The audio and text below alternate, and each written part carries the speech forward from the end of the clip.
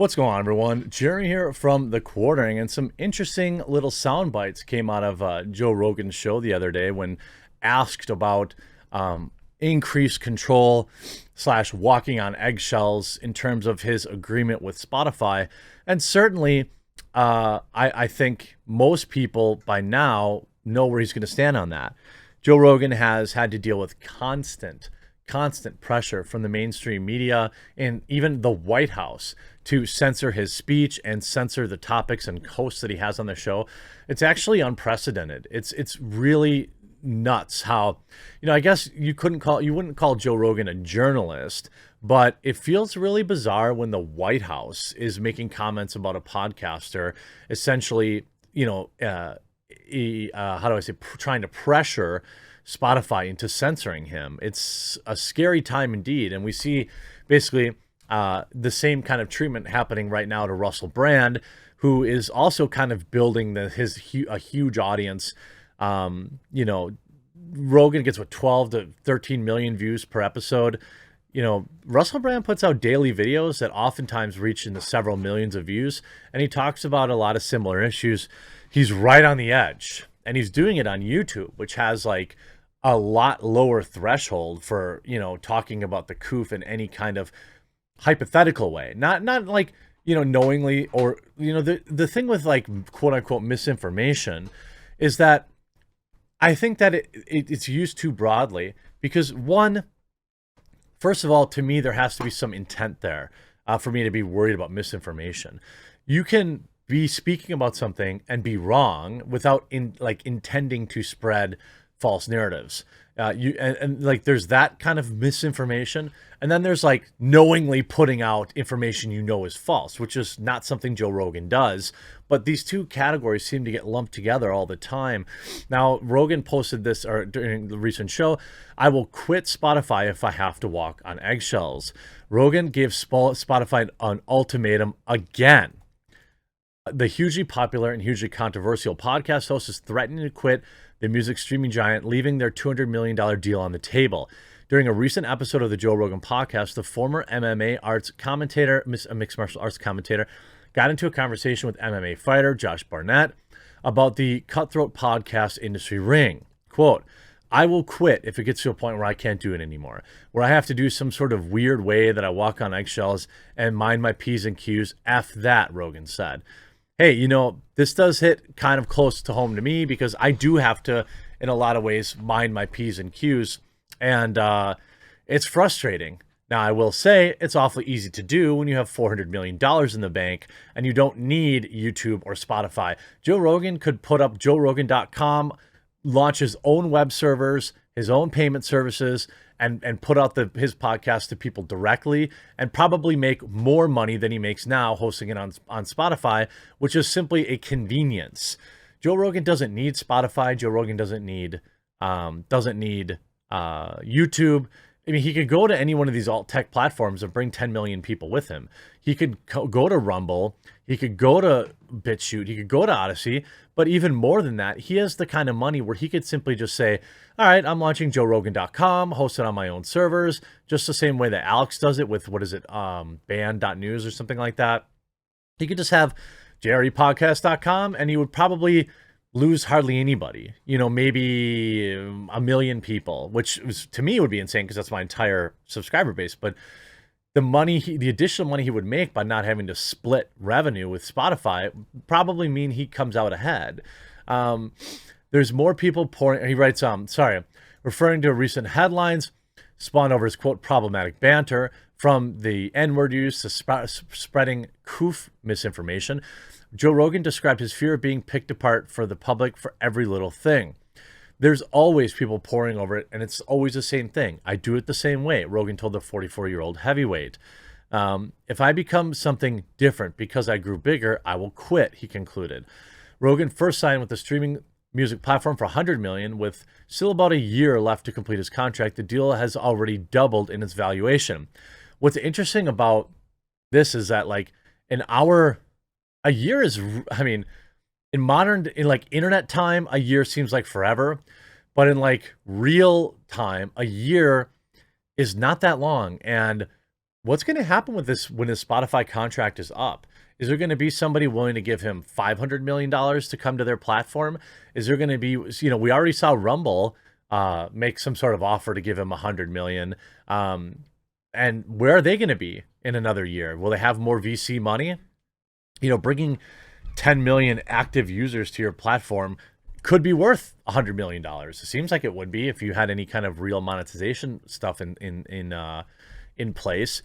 Of course, his troubling COOF rhetoric culminated recently in a group of 270 doctors, many of which were veterinarians or, very few of them were medical doctors, we'll put it that way.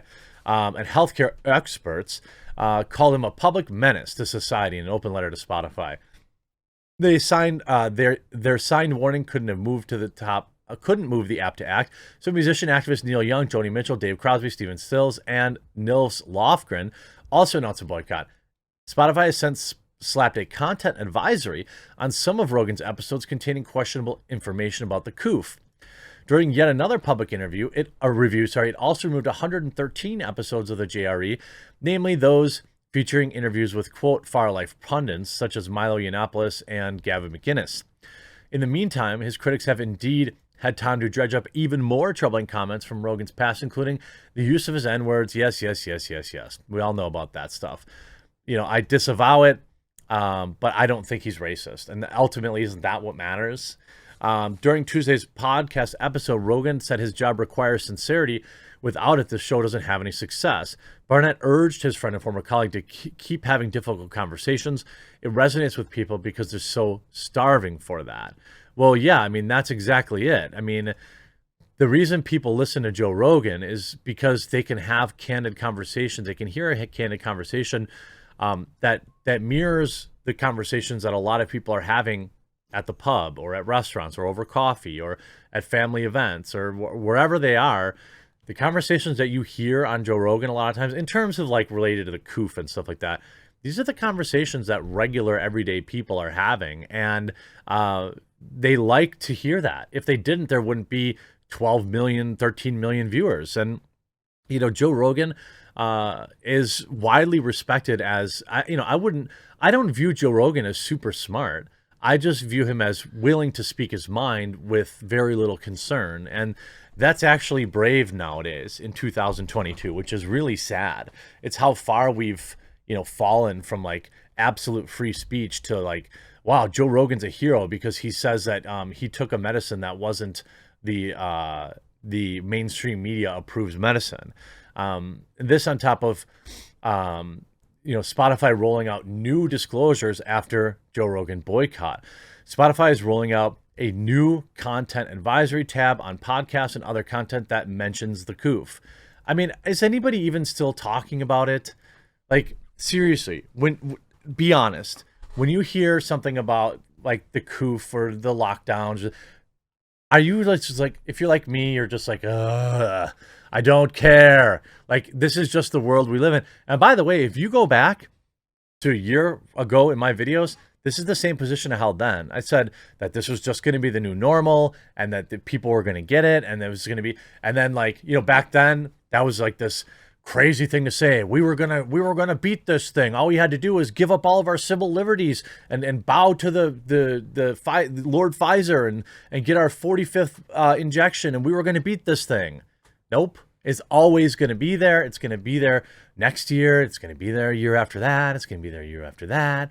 And as long as people keep like consuming fear prawn about it and living their lives in fear, willing to give up their personal liberties, the media is going to continue to whip up panic over it because it means control.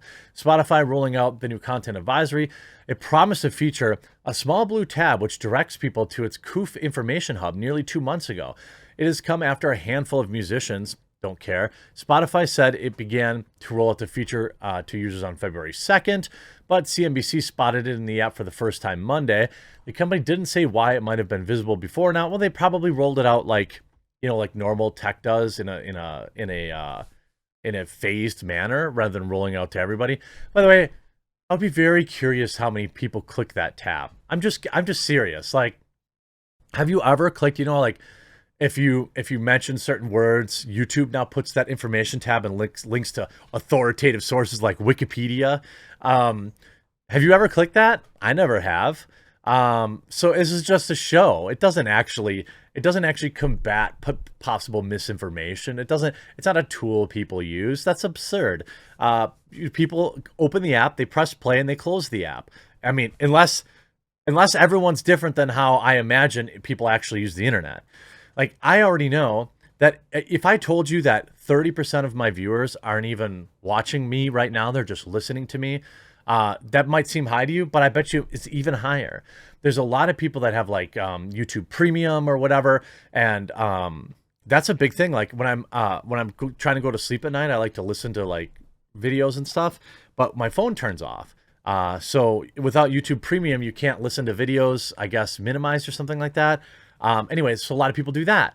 A lot of people just open my videos in a tab while they're working or while they're driving truck or while they're, doing their job. The same must be true, if not significantly more, in terms of a podcast format where people are already used to an audio only format. This rolling this out is hilarious to me. If this placates people, then those people were never really worried about misinformation in the first place. I hope you enjoyed this video. We'll talk to you again real soon.